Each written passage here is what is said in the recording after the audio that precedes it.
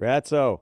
Hey, Hey, man. So your career is already, it's not that it's hard to define, but it's varied. You do a lot of things and people might think they understand something about you and then you pop up somewhere else. You have already a right. pretty legendary career. I like to call myself a Renaissance Jew. Yeah.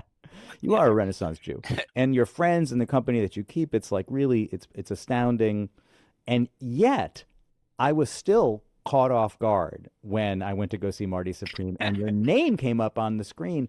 And the Right, and the craziest thing was I was so wrapped up in the story that right. I didn't see that it was you when it was you. I didn't realize. Yeah. I mean that's happened a lot. I mean, people have been calling. First of all, I'm getting calls from people I haven't heard from in 25 years and stuff like that, and they're saying, "I don't know. I went to the theater and I saw, and I realized that's you." And I said, "Yeah, it's me." It was a wonderful experience doing that film. It started out, I guess, about 8 months ago or something. I get a call from Josh Safdie. And Safdie, I know the Safdie brothers for years and years because I first met them, well, I met Josh at New York Public Library was having a thing that Rick Meyerowitz put out a book about the National Lampoon. So he had all the old editors from the Lampoon to Mm. come to. I was the last one, obviously, because after me, it was a deluge. And all these people, Matty Simmons sold the magazine to some schmuck, Anyway, so as the night progressed, I saw that these old editors, they didn't have the spirit of the Lampoon at all. I mean, it was like, no, you sound boring or pedantic. No, this is not what the Lampoon was about. So when it was my turn, I said, one of the things that I take pride in is I brought a lot of non-writers and actual stand-up comedians into Lampoon. I had Gilbert Gottfried, I had Richard Belzer, blah blah blah, and Gilbert was at the show that night.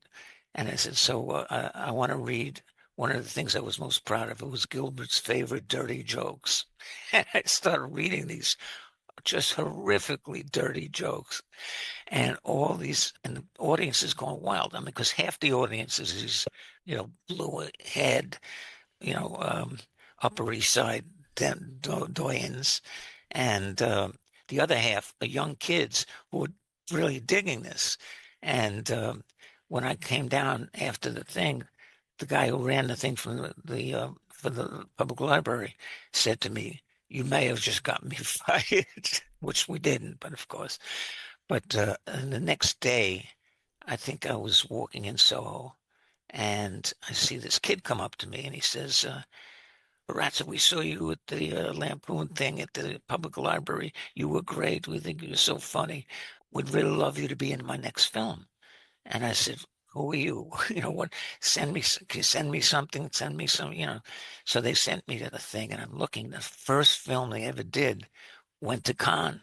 Was so I said, "These guys are real." So I then said, "Yeah, yeah, I'll do it." And it was something called the Black Balloon, and it went well. And so then, whenever they needed some kind of cameo or something, Josh would call me, and like uncut gems. I had one scene at the end of the movie. He had one more scene to shoot, so he said, we got to get you in a cameo in this movie. So you and Adam are going to walk down the street. It's the Gem District in New York, and he's going to say, you're going to say, "Happy Pesach," and he's going to say, "Thanks, Larry." So we do about 10, 15 shots, and finally, the 15th take, I go, "Hey, happy Passover." And he goes, "Oh, you're a Jew again, Larry?" And it was a hilarious ad lib. And so they then sent the film out for the trailer. And directors of movies have nothing to do with the trailers. They send it out to these companies that specialize in trailers. And I get a call from Josh, and he goes, "You're not going to believe this." He said, "The first scene in the trailer is your scene with Adam."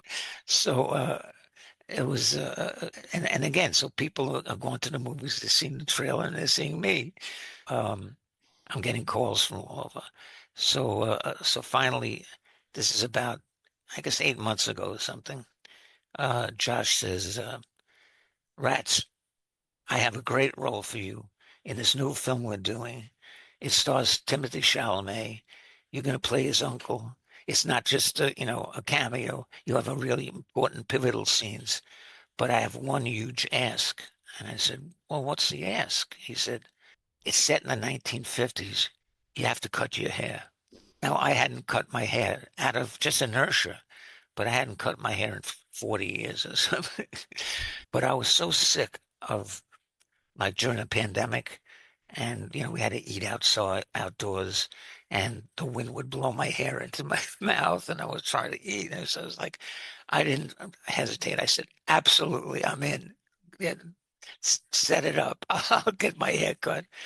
And ironically enough, I had my hair cut by a woman who had won 2 Oscars for haircutting. So she really spoiled me. And so we started shooting the film, and it was, I realized how what a racket it was. Tell If me, what do you well, mean? you know, okay, so at that time I was out in Rockaway, so they would send a car every day to drive me to the set, and then I'd have my own trailer. I'd get into this trailer, and the guy said, "We're gonna serve breakfast soon. So here's a menu. What do you want for breakfast?" And I'd say, "Okay, I do this and this." He says, "Okay." About 15 minutes later, there's a knock on the door of my trailer. "Here's your breakfast." And he said, "And we'll let you know when you have to go in to get your hair cut, get your hair trimmed and makeup and all that stuff." I said, "Okay." Of course, they're running late. Every scene takes more than the time than they anticipated. So it's lunchtime. So they knock on the door. Here's the lunch menu. Meanwhile, I'm sitting in there eating. I'm watching TV in the trailer. I'm talking to my wife. I mean, it was great. So then finally they say, all right, it's time to go to get your hair and makeup. So I go in to do the hair and makeup. It's the same woman who cut my hair originally. And so that she trims my hair a little bit. They do makeup. Another person does makeup. I'm getting paid by SAG for doing hair and doing makeup. And then they say, okay, back to your trailer. And I'm waiting for the next call. And it takes hours. It's just, it was an amazing proposition. And I know, the fact that the head of SAG was in the movie. So I kept on, whenever I saw her between takes, I'd say, thank God for SAG. The Writers Guild, they gave us nothing. They wanted us to march. Anyway, I had just a wonderful experience doing it. Working with Timothy Chalamet was like a dream. I mean, he's okay. So I'll tell you how it evolved into that. So the first scene they're going to shoot is a scene in my office, and Timmy's going to come in, and I'm going to give him a card and saying, I want you to be the next manager. I want you to stay here. You're a great salesman, blah, blah, blah. I'm sitting at the table and I have my script right in front of me, and it looks legit. Like it could be anything, right? So I have all the lines I was supposed to do. So we did 2 or 3 takes. Josh comes in. He goes, let me see those lines. I give him the lines. He rips them up. He says, forget about this. Look, forget about what I wrote. I want you just to hit on these points, right? And then it'll be fine. Don't worry about it. You'll get into it. It'll be fine. So we do that, and we do one scene like that, and then they cut, and I come out and I go back to the bottom of the shoe store where we sat while we were waiting for to be called to go upstairs to my office, and it was like both Josh and his writing partner, who was helping edit stuff too, came over to me and said that was the greatest scene we've ever shot in a movie. He said, just keep it up. It's whatever you're doing, keep it up. And so the next scene is the scene where I bring in this policeman. and it's a fake policeman, but I want to scare my little nephew into staying and not forget with this Michigas with this ping pong. So now it's the scene where he has like a scuffle with the fake policeman, and so during the scuffle, he comes over and he starts basically he was so good. He started like spitting, and some of his spit went right on my face. And then they said, "All right, cut." And Timmy comes over to me and he goes, "Ratso, I'm so sorry. I didn't mean to spit at you. Please forgive me." I mean, he was such a sweet guy. And then every time when, it was a time to between takes and they were setting up the next scene, all he wanted to do was hear Dylan stories. Sure. Of course, he played Dylan. Of I course, he. know, I know. He spent 5 years, just practicing that role because of the pandemic. So everything had been delayed. And, he went to Dylan's house. A friend of ours owns both of Dylan's houses in Hibbing and in St. Paul. So he did that. He got, Chalamet went to Hibbing. He went all the yeah. way to Hibbing. Oh, yeah. Yeah. He went to Hibbing. He went to, he had a guy who taught him how to play harmonica. Yeah. He had a guy who taught him how to play guitar. He had a guy who taught him how to walk like Dylan. I mean, it was like a master class in Dylan.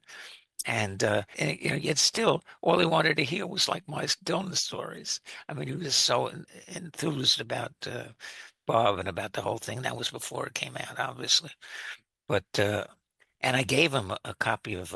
One day I brought to set a copy of my On the Road Bob Dylan book, and he goes, "Thank God you didn't give me this while I was doing the film because that would have just fucked me up completely." Did you know him while he was working on the film, or had you met him on the Dylan film? Did you have any contact with him before No, being no, on the no, set? No. Wow, what a no. funny thing. I hadn't even thought about that connection. Of course, he was. Yeah, You're two Dylan specialists in your own way. yeah, yeah. So yeah, so it was just a great experience working with him, and Josh is such a great director, and just freeing you up from the burden of having to remember each line and just hit this note, and it was great. That's so interesting, man. Did you? Because I was going to ask you what it's like to, at this stage in your life, have to become an actor and learn the craft of acting and film acting. And what, part of what you're describing is he liberated you from a lot of the being attached to the page or whatever. But like just the process of pretending to be somebody else, I mean, how wrapped up did you get in the idea of I'm not Ratso right now, I'm this other guy? I mean, I'm still a New York Jew. And that's what Murray is, his Uncle Murray. He's just a New York Jew. And a lot of the other people on the set who were like, had small roles or something, it was all about their Jewishness. I mean, so and in fact, people have written essays now on how it's really a story about anti-Semitism, which it could be, but so yeah, it's not like I felt I had to like inhabit a character that I didn't know what he would do. I mean, like I'll give you an example. So I had during the scene with the cop, I get to Marty. I said, "Marty, you have to apologize to him. You have to go back in the room, go back to the mother's room, calm down. You're my nephew. I just care about you, blah, blah, blah." So he goes back to the room. Of course, next thing we know, jumps out the window. But meanwhile, so I'm talking to the cop and I'm saying, "Oh, I'm hungry. You hungry?" He goes, "Yeah." I said, "Let's order something from the. What kind of sandwich you want?" He said, "Oh, I think I want a roast beef sandwich." And I said, "You're not going to get pastrami? What are you, a Goyish cop?" And that's ad lib. I mean, Josh is a very well respected Hollywood. Immediately called up and said, "Did Ratso come up with that line, cop?" It was hilarious. So it got rave reviews, my ad lib. But I felt free I could do that. It's incredible. One thing I also feel that it's very Jewish, and Uncut Gems, of course, is very Jewish too. And Right. when I walked out of Marty Supreme, I thought Josh Safdie is telling us something about his view of Jews and Jewishness through these films. And because the other thing is they're tough. You know, there's a toughness in his Jewish world that Yes. is not so soft and sweet as other images of the sort of modern Jew in America. It's a much tougher image of these urban Jews, I think. Yes. In fact, the Jewish Forward has written a couple of articles about that very thing. But it's true.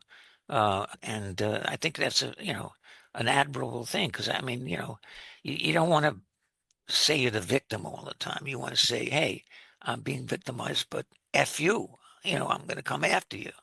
And so I think that, yeah, I think that's certainly true when it comes to Josh's take on what the Jewish aesthetic is like. So, how many days of shooting did you do? I think it was like maybe 4 days total. And, 4 days, but 90% of the time was just hanging out, eating in my trailer.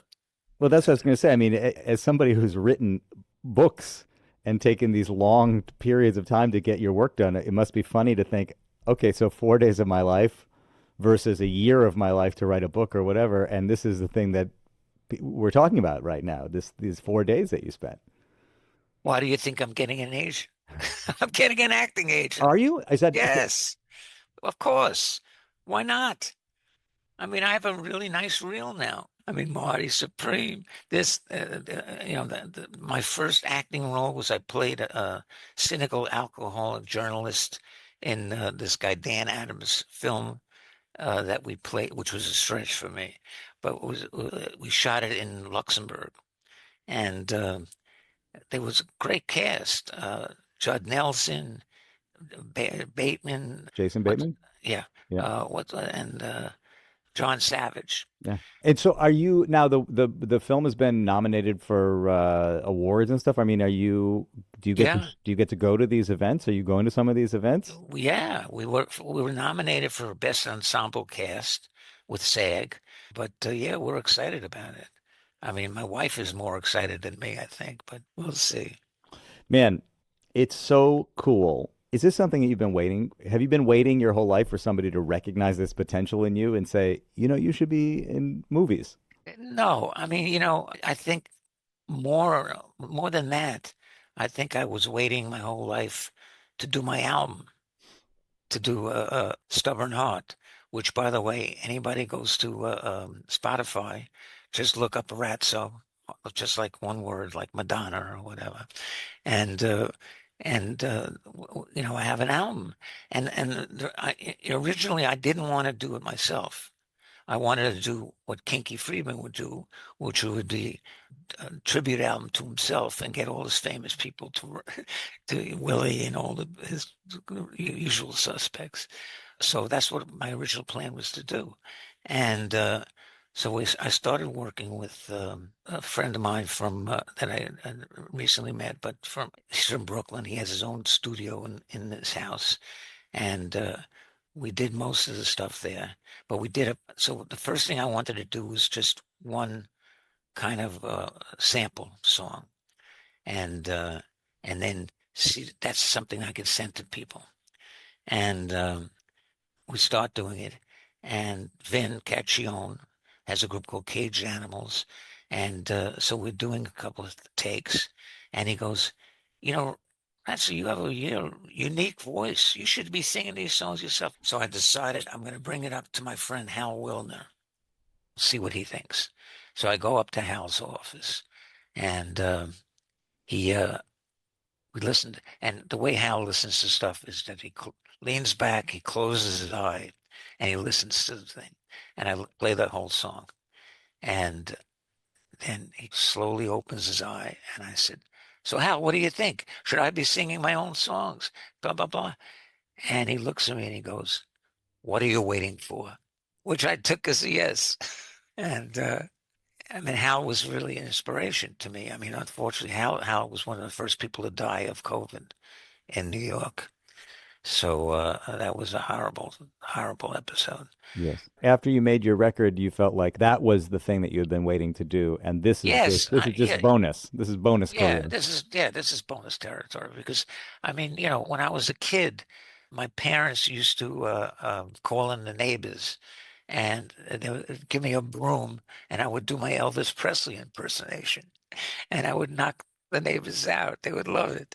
So I always had that in the back of my mind, and people are always saying, "Oh, you should be." Christy and I went to where was it? Somewhere in Turkey, and we're walking down the street in Turkey, and this is years ago, and all the guys are trying to sell you stuff from the little shops.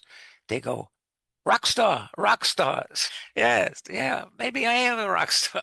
Well, I was just thinking in my mind of the times that I've run into you in the city, and you always have a way of setting yourself apart somehow. You don't look like the average guy who's standing in most rooms that you walk into. No, So, but you know, that's thanks to the great place in New Orleans, because Chrissy's from New Orleans. Every time we'd go back to New Orleans, I'd go to this place called Soul Train Fashion, and I'm friendly with the owner, who's Indian, not Native American, but yeah. she's from India, and I kept on telling him, like, because Mark Jacobson and I was doing something at the KGB bar, and so I kept on telling him, look, I'm going to wear my suits to the KGB bar. It's not a TV thing, but everybody will talk about my suit, and I'll plug you. So I used to get discounts. Oh, I see. I used to get 10, and I'd come back from New Orleans with like 10 suits. I mean, they're remarkable. These are old suit Yeah. things. So, you've seen them. Yeah. I never bothered to ask where did you get those things, but it does give me a sense that anytime I see anybody dressed in a kind of an unusual or notable way, I should say, where did you get that? Where do you find that? Because it's probably got a story behind it. Right. Man, Ratso, I'm so happy to see you. I'm so happy for Yes, this. nice to see you. I'm happy for I've, this surprise too, this success, yeah, unexpected thing.